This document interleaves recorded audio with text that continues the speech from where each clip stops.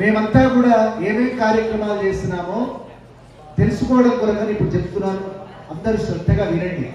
మొట్టమొదట మనము సంతానం కొరకని ఒక అద్భుతమైన సంకల్పాన్ని చేసినాము. తర్వాత కలశ పూజ చేసినాము.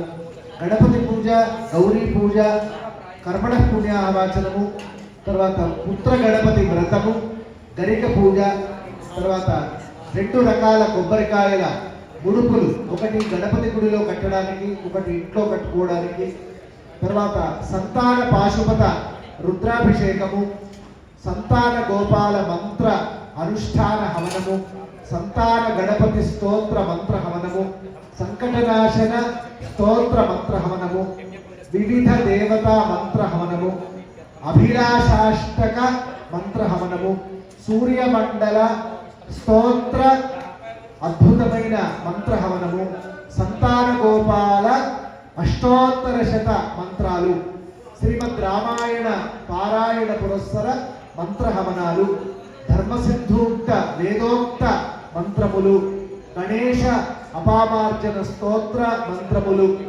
నవగ్రహ స్తోత్ర మంత్రములు, ఆయుస్సూక్త మహామంత్రములు.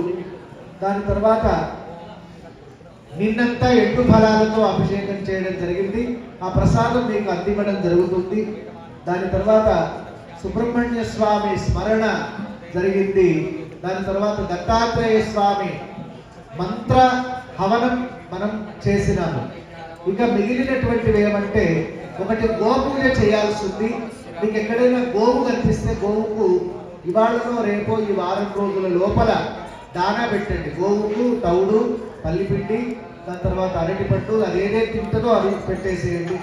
తర్వాత డోలోత్సవం అంటే ఉయ్యాలలో వేసి మహాగణపతిని, శ్రీకృష్ణ పరమాత్ముని ఊపాలి. అక్కడ డోల సిద్ధంగా ఉంది. మీరు ఒక్కసారి వెళ్ళి అక్కడ డోలను ఊపితే సరిపోతుంది. ఇక ఆశీర్వచనమైంది. మీకు అన్నప్రసాదం ఇప్పుడు అందరికీ భోజనాలు జరుగుతాయి. పూర్ణాహుతి కార్యక్రమం మనం చేసుకున్నాం. దాని తర్వాత అవకాశం ఉన్న వాళ్ళు ఇక్కడ నిద్ర చేస్తే మంచిది, అది కుదరదు కనుక సరిపోతుంది. తర్వాత ఒకటి వెన్నతో హ్రీం అనే మంత్రముతో, అది హ్రీం అనే మంత్రమును దాన్ని స్పర్శ చేసి ఆ వెన్నను స్వీకరించాలి.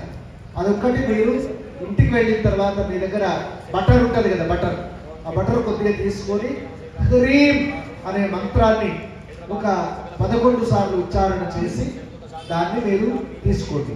ఈ కార్యక్రమాలు ఇవాళ మనం ఇక్కడ పుత్రకామేష్టి మహాయాగంలో కామారెడ్డి సంకష్టహరణ మహాగణపతి క్షేత్రంలో గత 20 ఏళ్ల నుంచి చేస్తున్నటువంటి వాటికంటే ఒక 2 అదనంగా ఈ సంవత్సరం ఇంకా విశేషమైన ఫలితం కావాలని ప్రార్థన చేస్తూ చేయడం జరిగింది.